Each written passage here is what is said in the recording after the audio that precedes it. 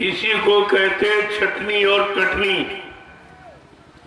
बहुत पहले एक इशारा किया गया था, बच्चा जब मेरी संगत बढ़ेगी, जैसे नदी में बाढ़ आती है, एक दिन मेरी संगत ऐसे ही बढ़ेगी तो बच्चा छटनी होगी और चटकटनी होगी और कुदरत चटनी भी करेगी।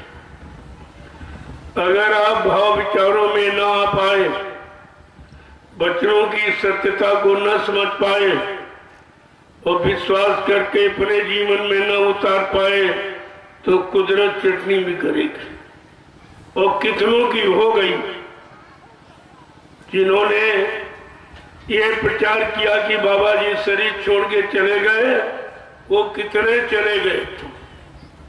मैंने पहले ही कहा था, जिसने ये कहा कि गुरु मर के चले गए, आप देखते जाइए तुम्हारे सामने वो सब मर के चले जाएंगे। और अब मथुरा की तरफ दृष्टि डालो, एकदम सब चले गए जिन्होंने प्रचार किया था, जिन्होंने प्रचार की शुरुआत की कि बाबा जी शरीर छोड़ के चले गए, उनमें से सब चले गए। एक बचा हुआ भी सौ से भर रहा है, वो भी सौ से भर रहा, कोई बचने वाला नहीं है। ये सतगुरु महान की आवाज है, ये उनकी वचन वाणी है, जिसको कोई काट नहीं सकता। इस सृष्टि में कोई ऐसा पैदा ही नहीं हुआ जो इनके वचनों को मिथ्या कर दे, झूठ कर दे। लेकिन तुम शिष्य होकर और मतलब गुरुमुख होकर तुम अपने गुरु की महिमा नहीं समझ पाए, और तुमने भी वही काम किया जो लोभी लालचियों ने किया। उन्होंने झूठा प्रचार कर दिया कि बाबा जी शरीर छोड़ चले गए। मैंने लोगों से पूछा, जब आपको मथुरा बुलाया गया था कि अंतिम दर्शन कर जाओ, तो सच बोलना, आप बाल बच्चेदार हो, क्या बाबा जी के शरीर को मथुरा में किसी ने खोल के देखा था? या पूरा शरीर खोल के किसी को दिखाया गया? नहीं दिखाया गया। फिर आपने विश्वास कैसे कर लिया? अगर कोई कह दे तुम्हारा पिता मर गया और लाश न दिखाई जाए, क्या आप विश्वास करोगे? बिना देखे 13वीं मनाओगे, बाल मुड़वाओगे, और तुमने अपने समृद्ध मालिक के लिए सब कुछ कर लिया और तुमने ये साबित कर दिया कि बाबा जी चले गए। ये तुमने किया है, परिणाम तुमको भोगना पड़ेगा। अभी क्या, आगे वो समय आ रहा है, ये कुदरत किसी को माफ नहीं करेगी जो तुमने गुरु का अपमान किया। इससे बड़ा अपमान क्या हो सकता? सारा गुरु परिवार ने विश्वास कर लिया, बाबा जी चले गए, और यार झूठा मौत का प्रचार किया जा रहा, और आज भी ये नहीं डर रहे इस प्रचार का कितना दुष्परिणाम होगा, ये कुदरत कितनी बड़ी सजा देगी। अभी इनको तो मालूम नहीं है, लेकिन मैंने पूरा तुम्हारे साथ फर्ज अदायगी किया, और फिर से आपको गुरु के वचनों की याद करा रहा हूं। मैं कुछ नहीं कहता, न अपने मान सम्मान, न अपने रुपया पैसा लेने की और किसी तरह की बात नहीं करता हूं। मैं सदगुरु के अनमोल वचनों को, जो तुमको 10 जुलाई 1952 से 2012 सुनाया गया और तुम जब भूल गए, और उन्हीं की पुनरावृत्ति मैं आपके सामने कर रहा हूं। 10 बरस से पूरे हिंदुस्तान में घूम घूम कर यही राष्ट्रीय मंच लगाकर मैंने सदगुरुदाता दयालु के अनमोल वचनों का ये प्रसारण किया है, और आज भी कर रहा हूं। जिसको सुनना हो, जिसको जानकारी लेना हो, वो सत्संग में आगे बैठ के सुन ले। मैं तो खुलासा करता हूं, मैं कोई डर कर भयभीत होकर कोई काम नहीं करता हूं, क्योंकि सत्य कभी पराजित नहीं होता और सत्य किसी से डरता नहीं है। इसलिए मेरा ये कार्यक्रम बिल्कुल निर्भीक होता है। कोई कितना जोर लगा ले, इसका अर्थ तुमको कोई रोक नहीं सकता। ये किसी के अंदर ताकत नहीं है, क्योंकि ये मेरे वचन नहीं है, मेरे निजी स्वार्थ के वचन नहीं है, मेरे लोभ लालच पाने के वचन नहीं है। ये है सदगुरु के अनमोल वचन जो समस्त मानव जाति के लिए है। ये तो आपको सुनना पड़ेगा, आज नहीं तो कल। तुम कब तक कुदरत की मार खाते रहोगे? अंतर दुर्गतवा घूमकर तुमको इस रास्ते पर आना ही पड़ेगा। मैंने तो खुल के कहा, अगर तुम ये कह रहे हो बाबा जी चले गए और जय गुरुदेव नाम का झंडा तुम भी लिए हो, एक झंडा गाड़ कर किसी प्रेतात्मा को बुला दीजिए या किसी के बीमारी महामारी को दूर कर दीजिए, मैं तुम्हारी बात मान लूंगा। और नहीं तो पछता के रोक के आंसू गिरा के तुम्हें झंडे के नीचे आना ही पड़ेगा। ये मेरा झंडा नहीं है, ये मेरे अधिकार का है, मेरे गुरु के प्रति विश्वास का झंडा है। ये विश्वास का है और मेरा अधिकार है गुरु के वचनों को और सत्य वचनों को कान तक पहुंचाना और जीवों को जगाना और गुरु परिवार को इकट्ठा करना। ये मेरा कर्तव्य है, ये मेरा धर्म है। मैं बराबर अपने धर्म कर्तव्य को निभा रहा हूं। मान लोगे तुम्हारा भी नाम हो जाए। प्रेमियों, यही कलयुग का इतिहास बन रहा है।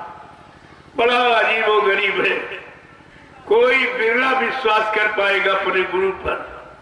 बाबा जी ने क्या कहा था? 12-12 कोस पर कोई चिराग जलता नजर आएगा। यानी जिंदा कहने वाला, जीवित मानने वाला 12-12 कोस पर कोई एक प्रेमी, कोई एक सच्चा मुरीद भक्त दिखाई देगा। न सब कलयुग के चपेट में आ जाएगी। कलयुग घेरे चारी ओर, मनुआ जइहो को नहीं हो। तुम कहां भक्के जाओगे? कलयुग ने चारों तरफ अपना घेरा डाल दिया है। आपको कहीं निकलने का रास्ता नहीं है।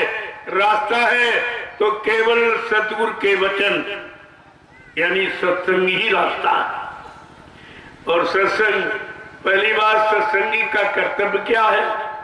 सत्संगी का फर्ज क्या है? जो सत्संग में आवे और प्रेमियों को लेके आवे उसको कहते हैं सत्संगी। और ये कैसे सत्संगी जो सत्संग का विरोध करते हैं, ना आते हैं और लोगों को रोक रहे, इनकी क्या दशा होगी? हमें तो इन पर बड़ा तरस आता है। बड़ा मतलब यानी दुख होता है कि इन बेचारों का क्या होगा जो गुरु की महिमा से कितने दूर खड़े हैं, आज भी अपने गुरु को नहीं समझ पा रहे, गुरु के वचनों को नहीं याद कर पा रहे, याद कराया जा फिर भी सुन नहीं पा रहे। इनको जिंदा, गुरु को जिंदा कहना इतना खराब लगता है कि ये गुरु को जिंदा सुन भी नहीं सकते, तो आगे आने वाले भविष्य में ये गुरु का दर्शन कैसे कर पाएंगे? कैसे दर्शन कर पाएंगे? अभी वक्त है गुनाहों से तौबा करने, फिर न कहना कि हमने सुना था पैगाम नहीं। मैं ये हिंदुस्तान के सारे विश्व के लोगों को ये मैं बता रहा हूं कि आगे हम तुमको मजबूर कर देंगे। आप कोई ये नहीं कह सकता कि बाबा जी के वचन हमको मालूम नहीं थे, बाबा जी के वादे, बाबा जी के जन कल्याण हितकारी ये संदेश किसी को मालूम नहीं था। मैंने 10 वर्षों में ये पूरा अभियान चलाकर ये सब के कानों तक आवाज पहुंचा था। मानो न मानो खुशी आपकी। मैं मनाने नहीं आया हूं, मैं गुरु वचनों को याद कराने आया, मनाने नहीं आया। मनाने के लिए तो कुदरत पीछे खड़ी है, वो सबको मना लेगी। आप चिंता मत करिए, थोड़ा समय और इंतजार कर लीजिए, सच्चाई आपके सामने आके खड़ी हो जाएगी, तब मान लेना। हमें कोई जल्दी नहीं, हमें मनवाने की बिल्कुल जल्दी नहीं, हमें गुरु के वचनों को याद कराने की जल्दी है, ताकि हमारा गुरु परिवार कभी ये न कह सके कि हमारे पास गुरु के वचन नहीं थे, गुरु के वादे नहीं थे, गुरु की परिवर्तन की आवाज कलयुग जाने सलयुग आने की नहीं थी। और कहा था बच्चा मैं तो परिवर्तन करने आया हूँ, परिवर्तन करके ही जाऊंगा। कोई माई का लाल हमें इस परिवर्तन से न रोक सकता है, न मेरा काम कोई कर सकता है। जय गुरुदेव। क्या ये सब भूल गए आप? गुरबचनों को, गुरबाणी को जो बाबा जी ने 10 जुलाई 1952 से 2012 60 वर्ष आपको सुनाया। इतना लंबा समय सृष्टि में समझाने का और इंतजार करने का किसी को नहीं किया गया। राम ने तो बहुत थोड़ा समय दिया, नहीं माने तो मार काट के खरियाद कर दी। कृष्ण ने तो 18 दिन का मौका दिया और नहीं माने तो इतना भारी महाभारत कर दिया कि अरबों खरबों जाने चली गई। लेकिन प्रेमियों, कलयुग का मसीहा, कलयुग का युग प्रवर्तक, कलयुग की व्यवस्था मानी खत्म करने वाला और सत्युग की व्यवस्था लाने वाले ने कैसा बड़ा संकल्प किया है। ये जितनी खराबी आप देख रहे हो खान पान की, भाव विचारों की और क्रियाकर्म की, का ये सारी गंदगी मेरे पास ऐसा झाड़ू है, मैं सारी गंदगी बुहार कर एक किनारे कर दूंगा। ये गंदगी हटाने में मुझे केवल 18 मिनट ही लगेंगे। ये कितनी बड़ी चीज है, ये गुरु की कितनी बड़ी महिमा, अपने गुरु की कितनी बड़ी शक्ति है और तुमने कुछ नहीं समझा। एक साधारण इंसान जो थोड़ा बहुत नियम संयम करता है वो भी बता देता परिवार को, परिवार वालों को बुला के बैठाता है, देखो भाई मेरा समय हो गया, मैं अब शरीर छोड़ के चला जाऊंगा, तुम आपस में प्रेम से रहना, तुम दुकान ले लेना, तुम मकान ले लेना, तुम जमीन ले लेना, लेकिन झगड़ा मत कर। वो भी बंटवारा करके जाता है। इतना समर्थ मालिक जो विश्व परिवर्तन के लिए आया, विश्व की व्यवस्था बनाने आया, वो ऐसे चोरी से चला गया, किसी को कुछ नहीं बताया। अरे स्वार्थी लोभी लालची जो गुरु के बारे में कुछ नहीं जानते, कहते हमारे कान में गुरु जी कह गए कि तुम नाम दान देना और तुम, यानी मतलब हम तुमको वसीयत कर रहे हैं, तुम मथुरा में कब्जा कर लेना। और तुम क्या करोगे? तुम 45 करोड़ क्या करोगे? तुमने नहीं सोचा कि पिता की संपत्ति का हकदार सभी होते हैं। घर परिवार में रहकर आप इतना भी नहीं जान पाए कि पिता की संपत्ति सबके अधिकार की होती है। और केवल दो ने कह दिया कि बाबा जी हमको नाम पावर दे गए और बाबा जी हमको वसीयत कर गए और तुम सबके सम्मान लिए। उनका अधिकार, तुम्हारा कोई अधिकार? अधिकार कौन कह रहे हैं? जिन्होंने कभी एक नया पैसे सेवा नहीं किया। दोनों में से किसी ने कभी एक नया पैसा नहीं किया और न एक डलिया कभी मिट्टी डाली। ये मथुरा की भव्य इमारत जो खड़ी है, ये प्रेमियों के सिर पर यानी डलिया रखकर उस परिश्रम से बनी है, लेकिन इन चाटकारों ने कुछ नहीं दिया और कब्जा कर लिया और तुमको बहका दिया, भरमा दिया। और आज भी वही चापलूस जिनको कमीशन मिलता है, कमीशन एजेंट जो सेवा तुम्हारी वसूल कर उनको देते थे, उन जिम्मेदारों ठेकेदारों को 60% उनको देते थे, 40% इनको दिया जाता था। आज भी यही कमीशन एजेंट यानी मतलब आज भी चला रहे हैं। मेरे सत्संग में वही नहीं आएगा जो गुरु से का प्यारा नहीं है, गुरु के को जिंदा मानने वाला नहीं है, गुरु की शक्ति सामर्थ्य जानने वाला नहीं है, केवल कमीशन एजेंटी करता और प्रेमियों की कमाई को लूट रहा, खा रहा, वो मेरे कार्यक्रम में नहीं आएगा, वो मेरे कार्यक्रम में कभी नहीं आएगा। इसे आप समझ लीजिए, ये जान लीजिए। और ये आपके तुम्हारे सामने है, वो मेरे सामने भी नहीं आ सकता। उसकी इतनी हिम्मत नहीं है कि मेरे सामने आके इस झूठी आवाज को निकाल सके, या गुरु को झूठ बोलने वाला, वादा खिलाफी करने वाला सिद्ध कर सके। ये सामर्थ्य किसी में नहीं है। मैं तो अकेले ही चलता हूं, कोई फौज पात्रा नहीं, सिर्फ अकेली, और सारे हिंदुस्तान में घूमता और ठोक के वचन कहता हूं।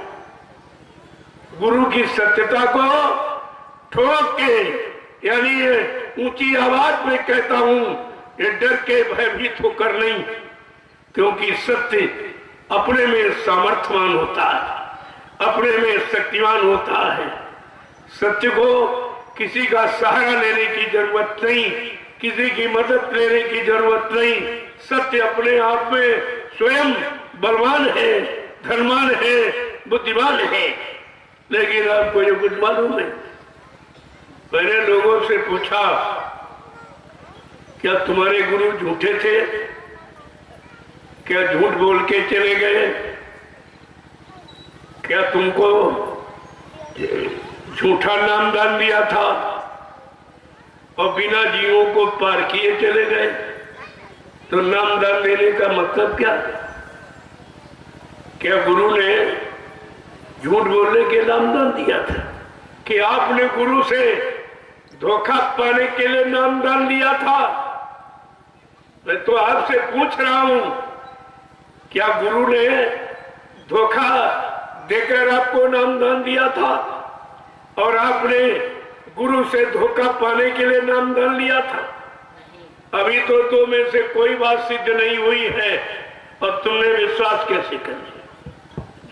मैं तो लोगों से पूछता हूं कि जब इन्होंने जो कहा मेदांता की बात बिल्कुल झूठ, बाबा जी मेदांता गए ही नहीं, फिर इलाज क्या हुआ? कैसे झूठ बोल के कह रहे इलाज कराने गए? ऐसे समर्थ महापुरुष, तुमने कबीर साहब का इतिहास नहीं पढ़ा है? वो सृष्टि के प्रथम संत थे और ये समर्थ अनामी महापुरुष आखिर के, जब उन्होंने कहा भाई मेरा ये शरीर पुराना हो रहा, मैं इसको बदलना चाहता, तो उनके प्रिय शिष्य धर्मदास जी कहने लगे, साहब हम तो इसी शरीर की पहचान रखते, आप दूसरा शरीर धारण कर लोगे, मैं कैसे पहचानूंगा? कहा मेरी पहचान लिख लो। कबीर साहब बोलते गए, धर्मदास जी लिखते गए। बड़े ध्यान से सुनिए, ये कोई नहीं बताएगा आपको। तो कबीर साहब ने कहा, अरे भाई मेरा परिचय लिख लो, मतलब यानी कहा हंसा घबराइयो मत, हम फिर आवेंगे, काशी धाम मुक्ति का नाका, ता हम यज्ञ करावेंगे। देखिए कितनी बड़ी बात। बाबा जी ने काशी के दशाश्वमेध घाट पर 1979 में साकेत महायज्ञ किया और कबीर की पहली वाणी को सिद्ध कर दिया। हंसा घबराइयो मत, हम फिर आवेंगे, काशी धाम मुक्ति का नाका, ता हम यज्ञ करावेंगे। कोटिन जीव को त्रास देख हम डूबत हंस बचावेंगे। देखो कितनी बड़ी बात थी। एक एक वचन सुनते जाना, ये वचन किस पर लागू हो रहे हैं, इन वचनों के लायक सिद्ध करना किसके वश की बात है। तो कहा कि धर्मदास जी कहने लगे, साहब हम कैसे आपको पहचानेंगे? कहा लिखो, गुरु नाम का डंका लेके हम शब्द का ढोल बजावेंगे। मैं जब आऊंगा आपकी बार तो गुरु नाम का प्रचार करूंगा। सारे जीवों को जगाऊंगा। ये मेरा प्रचार का कार्य होगा और इस नाम से मैं प्रचार करूंगा। गुरु नाम का डंका लेके हम शब्द का ढोल बजावेंगे। गुरु नाम से मैं प्रचार करूंगा और 5 नाम जो सत्य ज्ञान है उससे जीवात्मा को जगाऊंगा। मैं दोनों काम करूंगा। इसलिए कहा दो नाम लेके, एक वर्णात्मक एक ध्वन्यात्मक। जय गुरुदेव वर्णात्मक नाम के द्वारा देश दुनिया को जगाऊंगा, दुनिया का सुधार करूंगा, लोगों के कष्टों को दूर करूंगा, बीमारी महामारियों को हटाऊंगा और 5 नाम की ध्वनि सुनाकर जीवात्मा को जगाऊंगा, उनको घर पहुंचाऊंगा। कहा मैं दोनों काम करने आऊं। धर्मदास जी कह रहे हैं साहब किस नाम से आप प्रचार करोगे? कहते गुरु नाम से। कितना स्पष्ट परिचय। पहले गुरबाणी को पढ़िए। कबीर साहब की बानी नाम की एक पुस्तक है, उसको आप पढ़िए, कबीर बानी। उसमें सब लिखा हुआ, सब तुम्हारी शंकाओं का समाधान सारे संतों ने अपने अपने समय पर अपने अपने अनुभव के द्वारा वो सब जानकारी दी है इस समर्थ महापुरुष के बारे में। सब ने कहा, लेकिन तुम्हारी समझ में आ गए तब तो धर्मदास जी बोले एक शंका और रह गई है। कहा क्या? कहा कि तुमको लोग अपना समर्थ मालिक कैसे मान लेंगे? कहा नहीं धर्मदास, आज इस समय ही वही हमें पहचानेंगे। जो मेरे पुराने जीव जिनको मैंने नाम दान दिया, माला खूटी पर टांग दी, सुमरन ध्यान भजन नहीं किया, लेकिन जब मैं समय की आवाज लगाऊंगा मेरे पुराने जीव दौड़ते भागते चले आएंगे। वो मेरी शरण में टिकेंगे। लोभी लालची स्वार्थी ये शरण छोड़ के भाग जाएंगे। ये सब आपके सामने हो रहा, ये तुम्हारे सामने हो रहा।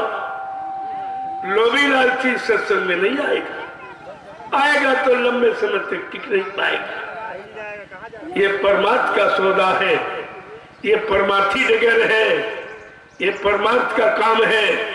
इसलिए स्वार्थी लोभी लालची प्रेमियों इस संत मत में और संत मार्ग में कभी टिक नहीं पाएगा। ये धर्मदास जी का। तो कबीर साहब ने जब शरीर छोड़ा, ऐसे नहीं जैसे कहा चुपके से बाबा जी चले गए, किसी को बताया नहीं कुछ। सभी संतों की महिमा अलग अलग।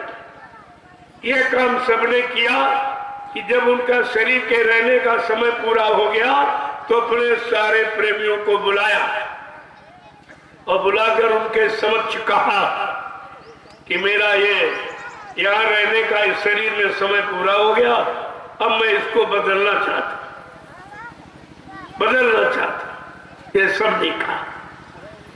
लेकिन जिनको आप कहते थे अनामी महाप्रभु, जिनको आप कहते थे कि मतलब शांति देने वाले, त्रिकालदर्शी, ये सब आपने प्रचार में कहा है। भारत की जनता ने सब सुन के रखा है।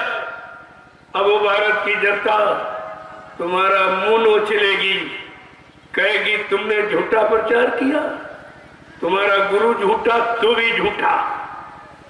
तुम इस समाज में मुंह दिखाने काबिल रहोगे?